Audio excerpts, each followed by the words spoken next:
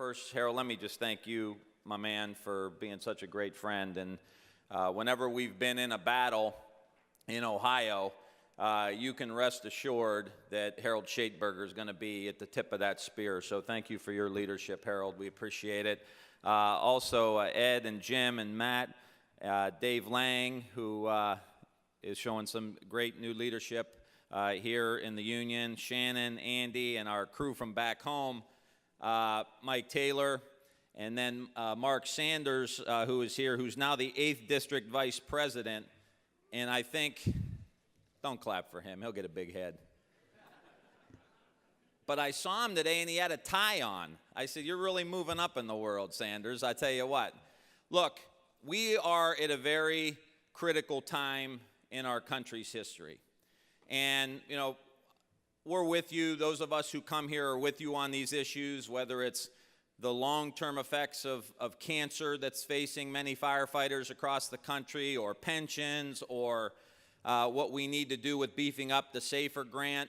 But I want to talk just for a couple minutes about what I think is the most pressing problem facing the United States, facing communities that you represent, and that's making sure that we have a strong, robust economy in the United States all over the place.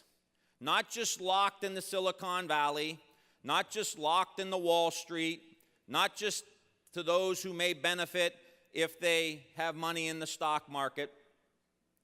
But how do we create an economy today that helps you by making sure you have a local tax base? I'm sure a lot of the communities you come from, like the ones I represent, every single day we're talking about what's the budget, where the business is going to come from, how do we draw businesses into our area. And I have been critical of the Democratic Party. I am a progressive Democrat, there's no doubt about it. But I feel like we need to talk more about jobs and wages and defending the people who take a shower after work needs to be the main part of the agenda of the Democratic Party.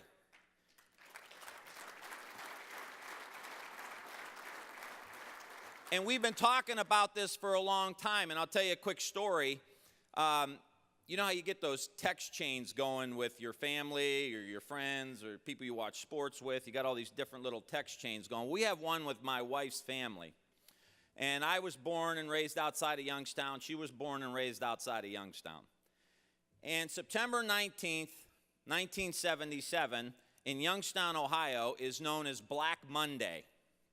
Black Monday is when U.S. Sheet and Tube closed down. And thousands of jobs were lost right out of the gate. Ripple effect of 40,000 jobs, hundreds of businesses, closed down the community, still feeling the effects of it. And I remember seeing an article, so I sent it to my wife's family's text chain. Her dad worked in the steel industry for 40 years. So her mom responds, you know, I'll never forget that day. She was there. I'll never forget that day. We had just took a loan out from a bank to buy our house. And we had also borrowed $4,000 from Bobby's parents for the down payment. 2 kids, my wife and her older sister. She said, I never forget the look on Bobby's face. What were we going to do? And I share that story with you because in so many communities today, we are still trying to recover from the economic loss in the 1970s. And this country has got to come together. We've got to put all these fights aside. We can't have one side on one issue, somebody on the other side, just because the one side supports it, the other side's got to be against it. We've got to figure out how to make this economy grow in places like Youngstown, in Steubenville, in Dayton, because we're still missing out on the economic action. My folks watch the TV and they see the stock market going up. They don't feel it. They don't feel it. They drive through communities that have 10 or 12 dilapidated homes on their way to a job that pays a hell of a lot less than the one they had a few years back. And I get upset sometimes when my party talks about the minimum wage, the minimum wage, the minimum wage, $10, $12, $15. Look, I support a higher minimum wage. But my people were making $40 an hour. Now they're making 15. So when they hear a political party talk about and fighting for $15 an hour, we are not speaking to their aspiration. We are not speaking to what they want their lives to be like, not where they are. Our politics are stuck. And we need to jump ourselves out of this. That's what the American people want. And so, in my estimation, we've got to get creative on how we get investment into these communities. And it's been such a big challenge, I literally had to wrangle 12 venture capitalists from Silicon Valley, and these were pretty cool ones. They wanted to come, they saw the value, and we put them on a bus in Youngstown, Ohio. And we went from Youngstown to Akron to Detroit to Flint over to South Bend, Indiana, and said, how can we get some of this investment out in Silicon Valley into these communities? Because we need private investment. That's the other issue. The government can't do everything. I think in some ways it's not doing enough. But in other ways, we've got to get more creative on how we drive investment into these communities. Eliminate the blight. There is no reason why any American citizen today living in any community should be surrounded by homes that are filled with drugs and all kinds of crime all over their neighborhoods. We should take every one of these down in the next 5 years, and every dilapidated factory in the United States needs to come down. And let's polish up the United States of America.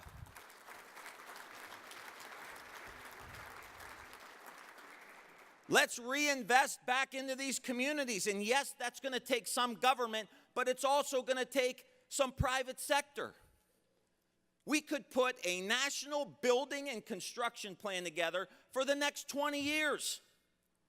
And I'm telling you, China is eating our lunch.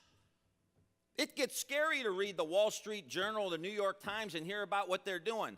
High-speed rail, connecting every community in every community in China that has 500,000 people or more will be connected to high-speed rail in the next decade. They're moving on renewable energy. They're moving on battery-powered cars. They're putting hundreds of billions of dollars into the latest and greatest research. They're moving people into their cities. And we're standing here having fights about stuff nobody even knows what the hell we're talking about. And I bring this up to you because your union, under Harold's leadership, has shown in so many instances that we are leaders, that you are leaders. And that with a strong movement in your networks, in your communities, we can start pulling people together. It's an absolute necessity. I want to tell you a quick story about my grandpa. My grandpa was first generation Italian American, just outside of Youngstown, Ohio. So one of his skill sets was grocery shopping. Guy could shop. I mean, he knew exactly where to go for the best deal he could get. So towards the end of his life, I had to take him grocery shopping. So we start out in the morning, and we've got to go to this grocery store on this side of town because the provolone cheese is on sale. Then we got to go to the other side of town. There was another grocery store that had the the bologna and the salami and the pepperoni was on sale. And back to the other part of town, there was a 30-pack of Miller High Life on sale at one of the gas stations. So we had to go over there and get the Miller High Life. And we're going around all day long like this. And so towards the end, I said, all right, I was a little younger, a little impatient. All right, Grandpa, like, I love you, you love me, we love being together, but, like, shouldn't we go home now? And he said, well, we got to pick up one more thing. I said, well, great, we'll go to the grocery store. It's right there. He said, well, we can't go to that grocery store. I said, Grandpa, this has been an experience for me, but the grocery store is right there. He says, we can't go. He said, we can't go to that grocery store because the meat cutters are on strike, and we ain't crossing that picket line.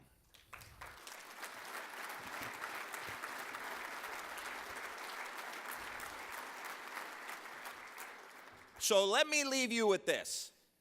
That's how I was raised. That's how you were raised, okay? And for a long time in this country, we've had politicians that won't even speak the word union. And let me tell you very clearly that I think if we are going to reclaim a middle class in the United States, it will be led by a strong, robust, and growing labor movement here in our country.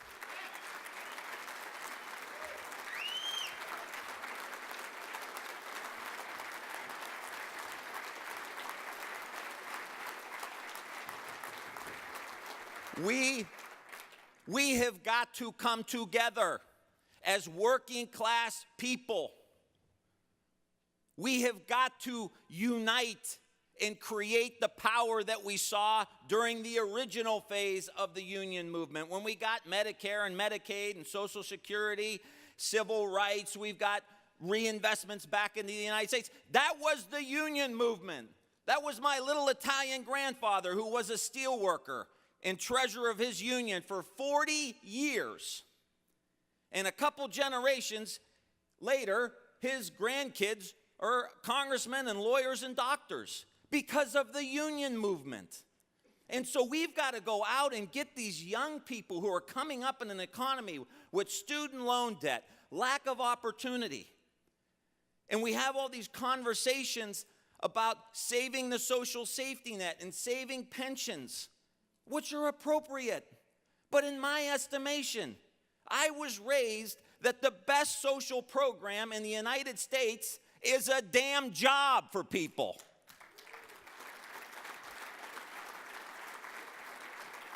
And there's people that want to work. And so we need to come together. If you see what's happening in the country, if you see what's happening in West Virginia right now with their teachers' strike, we are coming together around some of these economic issues that are essential for the growth of the United States and essential for the middle class. We're facing a pension crisis. We're facing an infrastructure crisis. We're facing a local government fund crisis. We're facing a student debt crisis. How are we going to fix all these things? There's only one way to do it. There's only one way to do it. That's come together. And there's a lot of people, regardless of party, who divide. And to make these goals a reality, we've got to come together. Never played on a team. Long time ago. My staff makes fun of me when I make sports references because it's not like I was at the combine this week or something, you know. But I say this sincerely to you. I played on a lot of sports teams. We didn't always have the best talent, but I'll tell you, the ones that were most successful were the ones where the team just absolutely loved each other. Loved each other, cared about each other, concerned for each other, just like all of you are in your jobs every single day. We've got to come back to that in this country. We have to. I'm not like I tell our kids, you know, you don't always have to like each other, but you got to love each other. And until we come together again as a country and say, I'm concerned about you and you're concerned about me, you work hard, you play by the rules, you bust your rear end, there should be opportunity for you. You work hard, bust your rear end for 40 years, you should never lose your pension. You work hard, you play by the rules, you bust your rear end, and you work in safety for our community, you should never be understaffed. You should never go into a fire without the proper equipment. And your pension should always be there for you because you earned it. That's, to me, what coming together means. Whether you're a teacher, a firefighter, a cop, a steel worker, a laborer, an electrician, those people that take showers after work. That needs to be the focus of the United States Congress every single day we show up here in Washington, D.C. Working class people. Working class people. People who get dirty, who sweat, who drive machinery, who sling concrete. That's America. And that's the rung up the ladder. I hope you get rich. I hope so. We'll call you for a donation if you get rich. They'll donate to your PAC, Harold. See, I got this button. I did not pay for this. Sorry, something tells me I will pay for it one way or the other. Right? Yeah. I knew I shouldn't have put it on. Anyway, it's like going to be a $5,000 pin when I'm done with it. But we need to come together, and I hope that you all understand the leadership role that you play. We're obviously here to support you. And last, I just want to say this is not going to be easy. We're at a very challenging time in our country's history.